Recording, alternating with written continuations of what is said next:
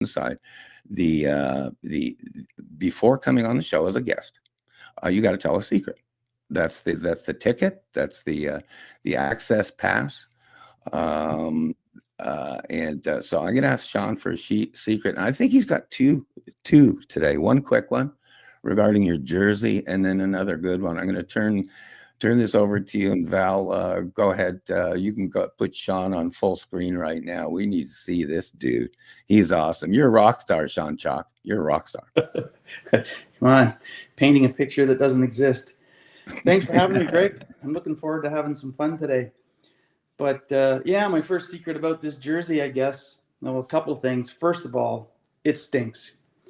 The jersey is 35 years old, and I swear to God, it smells like it just came off the player's back. And then the player, this was Peter Driscoll's game-worn 1979-80 jersey. And, it was bought through the jersey collecting networks. What makes it special for me, two things. It was the Oilers' inaugural year, of course. Peter Driscoll was part of the Wayne Gretzky trade with Eddie Mio. But the most important part is that this is the one jersey that in all of my years collecting, and in the hundreds and hundreds of jerseys I've owned, this is the one that my wife sourced out and found and bought as a gift for me. So it's one of those keepers kind of things. Stink or no stink, I'll wear it. Great secret. What's your next secret? You got a great one here. My next secret. I own Wayne Gretzky's baby grand piano that he owned in the 80s when he lived in his penthouse in Edmonton. My kids play it to this day. So not many people know that about. But yeah, we've had that for the years. Secret is, how did you acquire it? You're just what you won't say right now is the gentleman in front of you here right now, Shawn Chaulk, is the #1 memorabilia collector of Wayne Gretzky authentic merchandise in the world. Correct me if I'm wrong. Yeah, no, I've been labeled that, not by myself. No, you bought you bought a car from him, and then you resold the car back to him.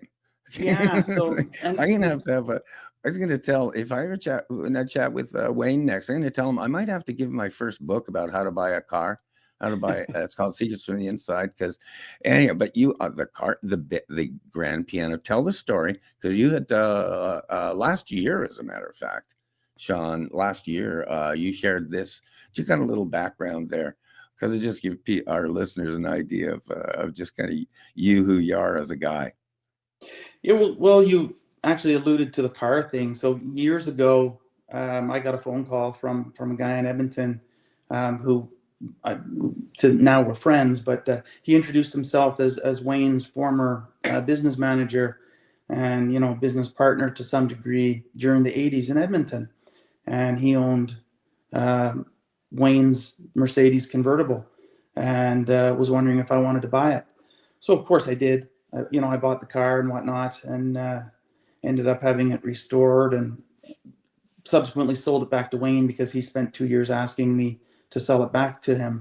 So I eventually gave in and sold it back to him. But a couple of years later, we were building our house, our dream home, and we had a loft in the house built for a piano, because our kids all took piano lessons and played. So we wanted to have our own piano.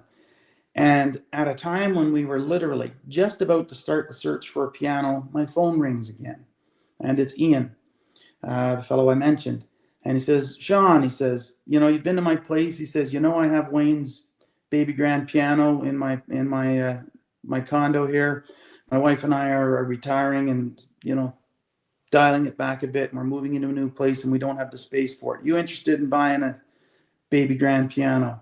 And I was like, bang, perfect timing. We were looking for a piano and talked to Tanya about it, my wife, and it's like, yeah, we'll gladly buy that piano. So a week later, the piano shows up at the door, and it's to this day sits in our loft, and our daughter still plays it a couple times a week for us. It's a beautiful thing.